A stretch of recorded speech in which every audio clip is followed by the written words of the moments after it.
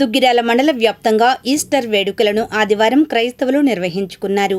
యేసు ప్రభు చూపిన మార్గంలో నడుచుకుని క్రమశిక్షణ, విశ్వాసం పెంపొందించుకోవాలని దైవ సేవకులు తెలిపారు. ఈస్టర్ సందర్భంగా గ్రామాల్లో పెద్దల సమాధుల వద్ద ఆదివారం తెల్లవారుజామున పూలతో అలంకరణ చేసి కొవ్వొత్తులను వెలిగించి ప్రత్యేక ప్రార్థనలు నిర్వహించుకున్నారు. ఈ సందర్భంగా పాస్టర్లు మాట్లాడారు. ఈరోజు ఈ సమాధుల తోటలో చేరి ప్రభు యొక్క పునరుద్ధానాన్ని జ్ఞాపకం చేసుకుంటా ఉన్నాము.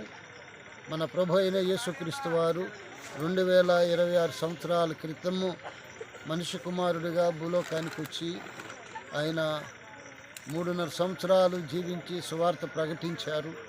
ప్రియమైనటువంటి వాళ్ళరా, మానవాళి కోసమై ఆయన మనిషి కుమారుడిగా భూలోకానికి వచ్చాడు. మానవాళి రక్షణార్థం కోసమై మనిషి కుమారుడిగా భూలోకానికి వచ్చాడు. మనిషికి పుట్టడం ఉంది, మరణించటం ఉంది. ఈ రెండు మాత్రమే ఉన్నవి. కానీ యేసుక్రీస్తు వారికి జన్మ ఉంది, మరణం ఉంది, పునరుద్ధానం ఉంది. కనుక యేసుక్రీస్తు వారి యొక్క పునరుద్ధానము క్రైస్తవ్యానికి ఒక బలమైనటువంటి పట్టుకొమ్మలాగా ఉంది. అలాగే భూలోకములో ఎందరో మహానుభావులు, భక్తులనబడిన వారు, మానవులుగా భక్తులనబడి దేవులుగా పిలువబడిన వారు మరణించారు. కానీ ఎవ్వరూ తిరిగి లేపబడినట్లుగా ఏ గ్రంథాల్లో లేవు. కానీ ప్రభు అయినటువంటి యేసుక్రీస్తు వారు మాత్రమే చనిపోయి తిరిగి లేచిన గొప్ప దేవుడు. ఆయన బ్రతికుండగానే నేను చనిపోతాను, నేను తిరిగి లేపబడతాను అని ముందుగా ప్రకటించారు. ఆ రీతిగానే ఆయన చెప్పిన రీతిగా ఆయన చనిపోయాడు, తిరిగి లేచాడు, పునరుద్ధానుడయ్యాడు, సజీవుడయ్యాడు. ఆయన మరణాన్ని ఓడించాడు, సాతాన్ని ఓడించాడు. కనుక ప్రియమైనటువంటి వాళ్ళరా, ఆయన మాత్రమే పునరుద్ధానుడైన యేసుక్రీస్తు, ఆయనే సజీవుడైనటువంటి క్రీస్తు, ఆయన మాత్రమే దేవాతి దేవుడు, ఆయన మాత్రమే సృష్టికర్త అయినటువంటి దేవుడు. ఆయన మరణం మీద సర్వాధికారాలు ఉన్నాయి. అలాగే మన పితరులు ఎవరైతే చనిపోయారో వారు ఒక దినాన తిరిగి లేపబడతారు అనే విశ్వాసాన్ని మనకు కల్పించింది.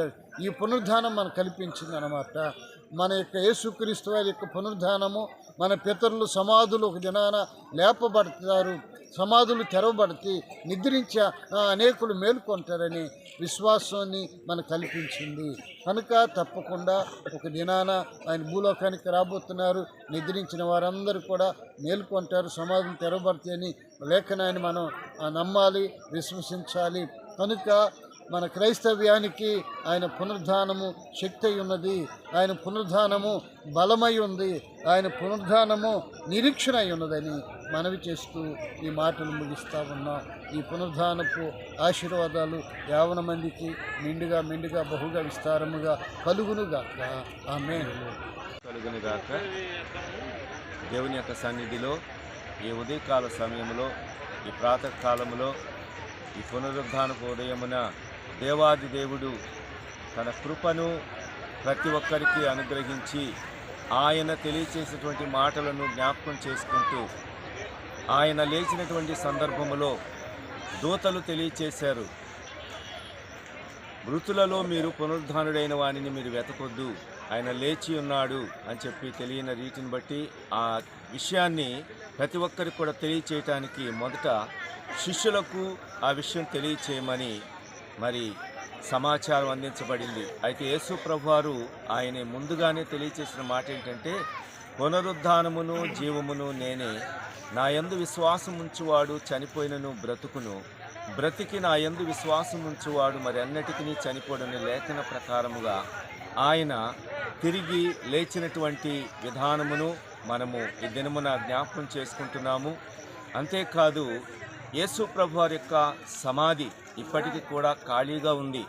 అది ప్రతి ఒక్కరికి దాదాపుగా ప్రపంచవ్యాప్తంగా కూడా ఇప్పటికీ అది అనేక మందికి తెలుసు.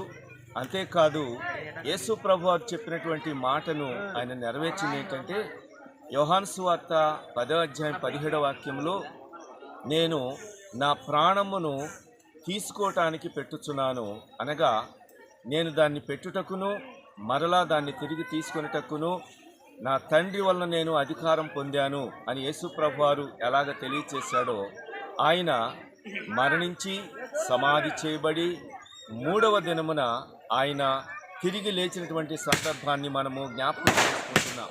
అంతేకాదు మనము పునరుద్ధానము ఉన్నది అన్న విశ్వాసంతోనే మన పితరుల యొక్కకు మనం వచ్చాం.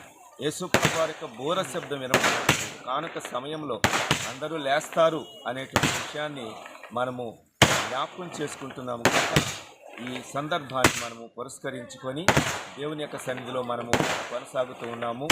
అట్టి కృప దేవాతి దేవుడు కూడి ఉన్న మన అందరికీ కలుగ చేసి ఆశీర్వదించి పునరుద్ధరణ శక్తితో నింపునుగాక. ఆమేన్. దుగ్గిరాల మండలం శృంగారపురం గ్రామంలోని శ్రీ చింతాలమ్మ తల్లి అమ్మవారి 11వ వార్షికోత్సవ వేడుకలను ఆదివారం నిర్వహించారు.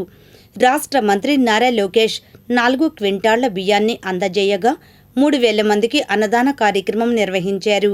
ఈ కార్యక్రమంలో ఆలయ ధర్మకర్త కోగంటి సాంబశివరావు, తెలుగుదేశం పార్టీ మండల అధ్యక్షురాలు కేశినేని శ్రీ అనిత, రావి రవీంద్రనాథ్ ఠాగూర్, ఎల్వర్తి అంకమయ్య, మొవ్వ చంద్రశేఖరరావు, నల్లూరు నాగా ఆంజనేయులు, నార్ని రవి, మేకా కోటయ్య, నల్లూరు హేమంత్ కుమార్, వేజండ్ల నాగేంద్ర, జూపల్లి వెంకటేశ్వరరావు, ఆలూరి తులసిరాం తదితరులు పాల్గొన్నారు.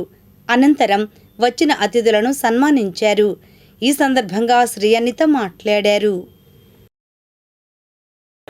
ఈరోజు మంగళగిరి నియోజకవర్గం దుగ్గిరాల మండలం శృంగారపురం గ్రామంలో వేంచేసి ఉన్న చింతలమ్మ తల్లి 11వ వార్షికోత్సవం సందర్భంగా చుట్టుపక్కల గ్రామాల నుంచి సుమారుగా 3,000 మంది ప్రజలకి అన్నదాన కార్యక్రమాలు ఆలయ కమిటీ గ్రామస్తుల సహకారంతో ఘనంగా నిర్వహించుకోవడం జరిగింది.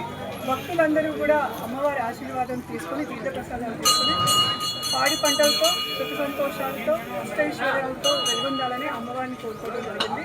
అలాగే మా నియోజకవర్గ ఎమ్మెల్యే నారా లోకేష్ గారు, అలాగే రాష్ట్ర